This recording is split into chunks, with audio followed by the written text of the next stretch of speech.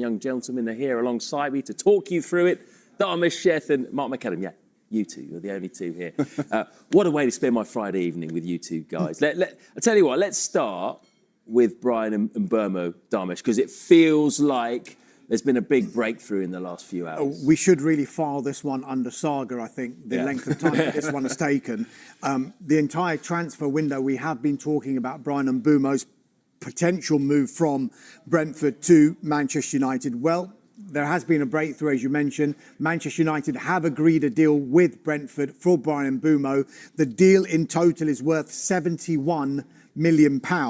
So the agreement is for a £65 million initial payment plus £6 million in add-ons. The fixed fee, that's the £65 million, will be paid in 4 instalments. What happens next? Well, Mbeumo is expected to take a medical in the coming days, may even be as soon as this weekend. And all being well, there's now growing optimism that everything could and should be sorted in time for Mbeumo to be part of the squad that flies out to the United States for the club's pre-season tour, and that is on Tuesdays when they fly out. So Mbeumo on course now to become Manchester United's third signing of the window after Matheus Cunha arrived from Wolves for £62.5 million, and of course Diego Leon, although that one was kind of agreed in January but finalised in the summer. Yeah, I mean, sense that could be a big signing for Man United. It'll get a lot of attention. But how about from a Brentford point of view? I've got a lot of Brentford fan friends, and they're saying to me, well, Thomas Frank's gone, and Mbeumo's about to go. What about Yoane Wissa? Surely we can't let him go as well. Yeah, well, you'd imagine that off the back of losing someone like Bryan Mbeumo, there would be a reluctance to sell any more players, particularly when they've already lost a number of key first-team players. However, whilst the stance from Brentford is Yoane Wissa is not for sale, when you're talking transfers, you always have to caveat it with, well, if someone puts this amount of money on the table, Brentford may find it difficult to resist. Now, we know that there is a lot of interest in Yoane Wissa. We know that Nottingham Forest failed with an attempted bid in January and earlier in this summer. We know that there is interest from Tottenham Hotspur and Newcastle United as well. But so far, Brentford have been able to resist any potential offers from these other football clubs. We know that he has 1 year plus a club option further year on his contract, which gives them a slight advantage in this situation. He's 28 years old, so he's getting to the latter stages of his career. And of course, it's one of those players that's been so influential. He's been so special under Thomas Frank whilst he's been at Brentford and developed into a really important figure for them.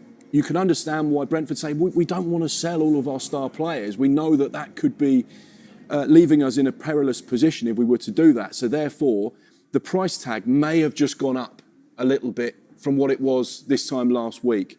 Now that they're going to lose Mbeumo to Manchester United, Brentford will say, well, actually, it would have to be something rather special for us to accept a deal for Yoane Wissa. So therefore, no thanks, we need to keep you. The fact that they've got that club option year in his contract would suggest they may be able to sit down and say, look, we need you to stay now, but this time next year, if you get the opportunity to go to a bigger club and play Champions League football, we promise, gentleman's agreement, we won't stand in your way. One to keep an eye on, but very different stances there, not for sale. Let's see what gets put on the table. That might change the dynamic of this situation. Another one to keep an eye on as well, though, because Brentford, in this summer that they've had where Thomas Frank has left to become the head coach at Tottenham Hotspur, their captain, Christian Norgard, has left to go to Arsenal. Bryan Mbeumo on the verge of joining Manchester United, and all this talk about Yoane Wissa as well. They won't be sleeping. Brentford are a very sensible club, and they always seem to find a way. They always regenerate, don't they? Of course they do. That's exactly the right way to describe it. And they will be looking around to replace these players. So they don't have been sitting there thinking, we're going to not do anything about Bryan Mbeumo. And if it was to happen really last minute, what are they going to do replacement-wise? So they are looking at other players. Omari Hutchinson is one player that they are looking at from Ipswich. If you go back to Tuesday, they did try and sign Omari Hutchinson from Ipswich Town on Tuesday. There was a relegation clause in place at £35 million that expired at 5 p.m. on Tuesday afternoon. Now, Brentford I'm told, did meet that £35 million relegation clause, but not at the terms that Ipswich Town wanted. So maybe Ipswich Town wanted all the money up front or in minimal instalments, whereas Brentford weren't willing to meet those certain conditions. So as a result, Ipswich Town now have the control of that situation. They can ask for what they want. They don't want to sell Amari Hutchinson. However, they are expecting Brentford to come back in with an improved offer. And just on the Brentford thing, Dharmesh touched upon it, at how well run they are, how clever they are. They've used data before many other football clubs. They've recently sold 25% of their shares to a Hollywood film producer for £100 million. So that's not a bad injection of cash should they want to go into the window during this summer and reinvest that money in bringing new faces into the football club. So, yeah, be interesting to see how they move off the back of what's happened in the last few weeks. Let's take it back to United briefly until we move on, Dharmesh. United already have an out-and-out number 9 in Rasmus Højlund. Yes. Does the manager want another one? Or a replacement? What we should say, first of all, is the focus totally at Manchester United right now is, number one, completing the deal for Bryan Mbeumo, and then it will move on to player exits to maybe regenerate the squad again later in the window, but they will need to fund that somehow, and that will mean selling players. And we've been speaking about the 5 players that have been told you can delay your return to the training ground while you sort out your future. I'm sure we'll talk about that later on in the show.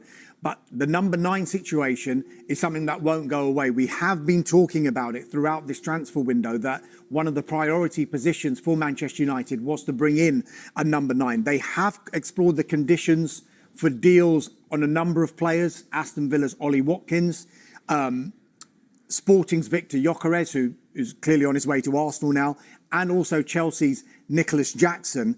I'm told another one to keep an eye on as well, which is a player that Manchester United have had a long-standing interest in, and one we tend to talk about nearly every single transfer window, not just with United, but with Arsenal as well. It's Benjamin Sesko from RB Leipzig. This is an interest that has gone back to the days when Sesko was at RB Salzburg. And I was told then, back in 2022, I think, that it was a longer-term project that Manchester United were looking at with regard to someone like Benjamin Sesko. But to reiterate, again, the focus at the moment, Mbeumo in and some players out. Okay, let's focus